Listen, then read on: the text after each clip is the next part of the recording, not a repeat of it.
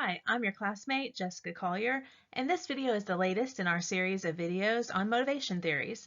This time we're talking about school engagement theory. We'll discuss the definition of school engagement, how many types of school engagement there are and what they are, how we can foster positive school engagement, and the implications we can draw from this theory. Last, we'll go over an instructional artifact through the lens of school engagement. So what is school engagement? Well, unsurprisingly, it refers to students' engagement at school, and Fredericks tells us that the concept is drawn from several related but disjointed areas of research. School engagement incorporates aspects of behavior, emotion, and cognition into one multidimensional construct. So in other words, school engagement is a multifaceted construct where the primary contexts include behavioral, emotional, and cognitive engagement. So let's talk about those three types of engagement that contribute to school engagement. Behavioral engagement is related to attendance, participation, and positive conduct.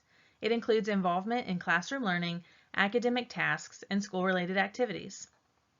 Emotional engagement focuses on the extent of positive and negative reactions to the school, teacher, and activities. Positive reactions include being happy, interested, and excited, and negative reactions include anxiety and boredom. Some scholars have also identified emotional engagement as feelings of belonging and valuing of school.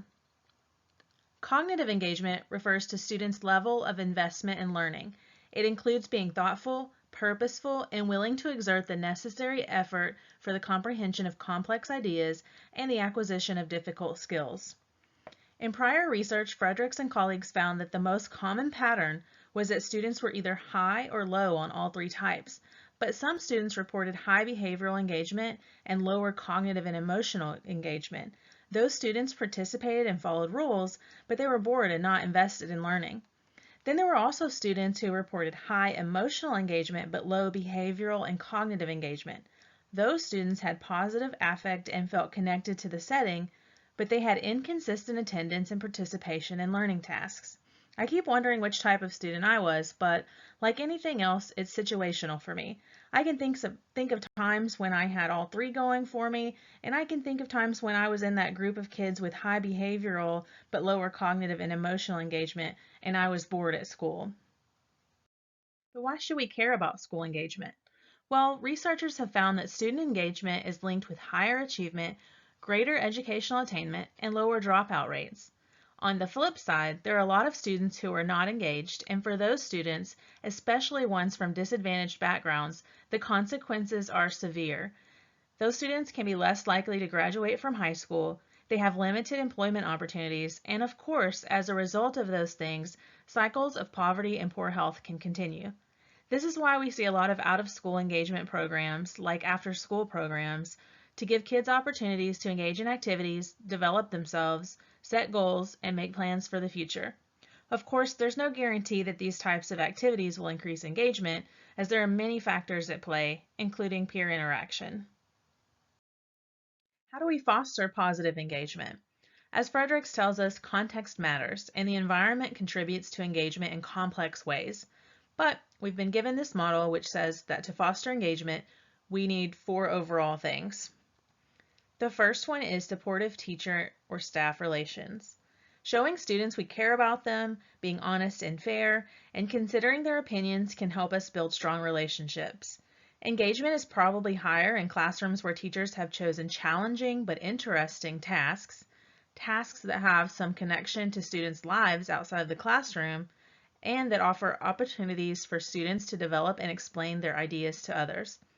This all sounds like common sense, but I can definitely think of teachers who created these positive relationships and environments and teachers who didn't. I was more engaged with course materials for those who did. Think about one of your elementary or intermediate school English teachers versus your history teacher from that same grade. I don't know about yours, but my English teachers were always more personable, their classrooms were more welcoming and comfortable, and their assignments were more relatable. I did okay in history class, but I hated it, whereas I thrived in English class, but that could have just been the situation at my school. Okay, on to the second way to foster engagement, positive peer relationships. Some researchers have said that kids tend to befriend other kids with similar engagement levels. Research-based strategies for creating positive social environments to enhance engagement include creating norms and rules for social interactions, sending messages about the importance of respecting all youth, helping students negotiate among what they're learning, and sending messages about the benefits of working together to solve problems. Also, teachers can have students work in pairs or small groups. So this is why we had to do that painful group work stuff in school. Thanks, researchers. The third one is to have adequate structure and classroom management. That means having clear and consistent expectations, giving consistent feedback, having routines and procedures to increase time on task, and smooth transitions. Sounds like the same stuff we need in the workplace, especially consistent expectations and feedback. And finally, the fourth one, task characteristics. When tasks are varied, interesting, meaningful, and challenging, student engagement is higher. We need to give them some autonomy on types of tasks and flexibility in how the tasks are completed. Project-based instruction is also a good thing to implement. Ideally, teachers will make changes to all four dimensions to create a socially and academically engaging context, but even one dimension can have a positive effect when trying to improve engagement. The last slide already gave practical tips for fostering engagement, some of which included things we can do when designing instructional artifacts, but let's go over the most practical one again, the one I think is most related to the actual creation of artifacts, which would be the task characteristics category. We're given some specific direction. We should make tasks age-appropriate, varied, interesting, challenging, connected to the real world, and flexible, with opportunities for student autonomy and active involvement. Depending on what you're designing, obviously, you can pull from other areas. If you're facilitating the course or training, you can be sure to create supportive teacher or staff interactions, foster positive peer engagement, and ensure adequate structure. I won't repeat everything I said in the last slide about those areas, but we can see them again here in this figure from Frederick's article. Again, ideally all four dimensions will be incorporated, but even just one can have a positive effect on engagement. Now let's take a look at an instructional artifact and determine if students might be engaged in learning the materials. Since the artifact I've used in the past couple of videos is designed for adult professional development, I've decided to choose something more kid-friendly, even though obviously many of these recommendations for engagement are applicable to adult trainees as well. The artifact is a website containing educational games accessed by going to legendsoflearning.com. I'm going to show an intro video from the Legends of Learning website, which talks about the platform and also shows some short clips of the gameplay. All students can learn. All students are capable of learning as long as we reach them in the modality that will intrigue them most. Games allow people to explore areas of information from their own perspective, and that allows it to resonate a lot more with them as individuals because they're able to apply it directly to their own lives. Legends of Learnings, it's this gamification of science and math content. It is game-based learning, so it allows the students to simulate playing while they're actually learning content. They're engaged in something that they find fun, it's different, it has a novel approach to learning the different concepts we're trying to get them to understand at a deeper level. We built the platform with the teacher in mind. Each game is aligned to a specific standard. What I realized is this is a game changer.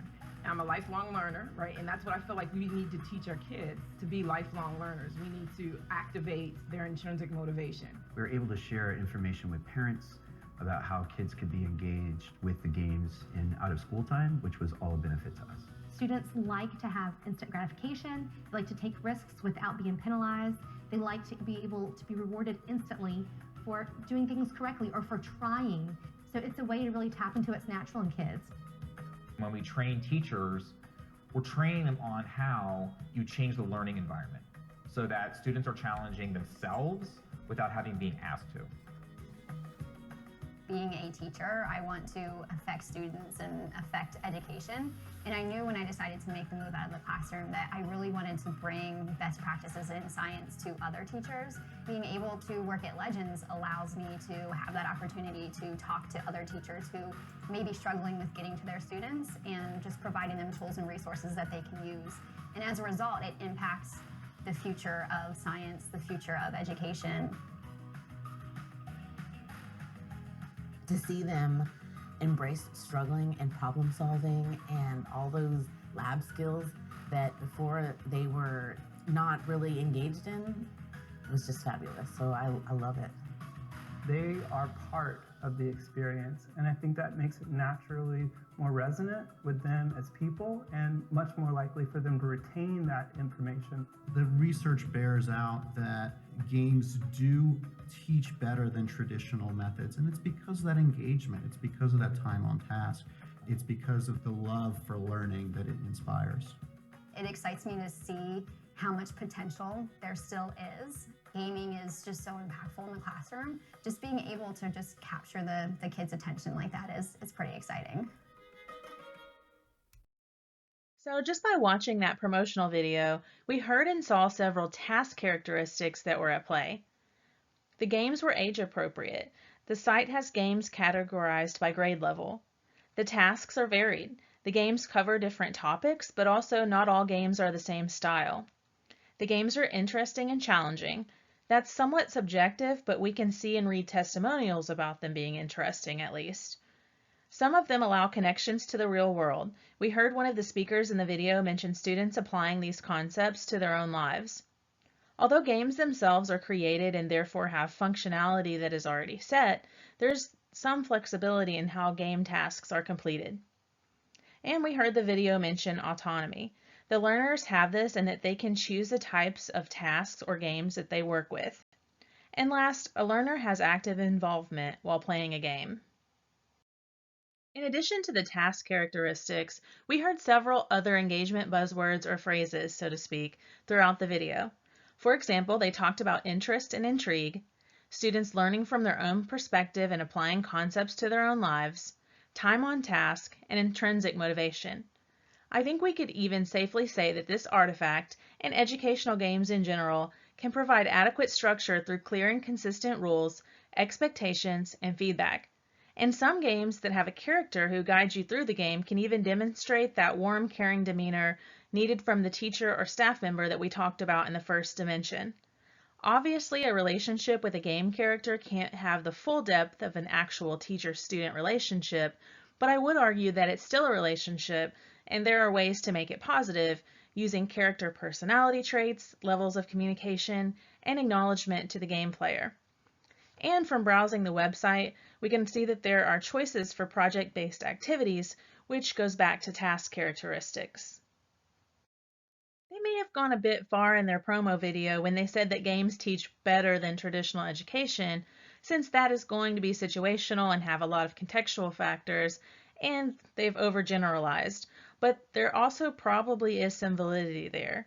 They were referencing this study done by Vanderbilt University, which was published in Journal of the Learning Sciences. I wasn't able to download it, and I didn't have a chance to dig in and read the article, but if you're interested, the information is at the bottom of this graphic from their video. I did download their white paper, which of course is an advertising tactic in the business world, but they talk about engagement and show this graphic of teachers reported increases in engagement with games, here in blue, versus no games in red. Obviously, reported increases aren't hard evidence, but none of the with game icons are down in the average to low engagement area, and none of the no games icons are up in the very high-end engagement level. So there's probably at least some difference there between games and no games. Overall, I would say yes. Students would be engaged in learning the topics and the educational games from this website, all of which are currently math and science related. This artifact checks off all the boxes for the task characteristics category, as well as some from the adequate structure dimension, and a case could be made for the other two dimensions as well, depending on the game selected. Thanks for watching, and I'll see you all next time.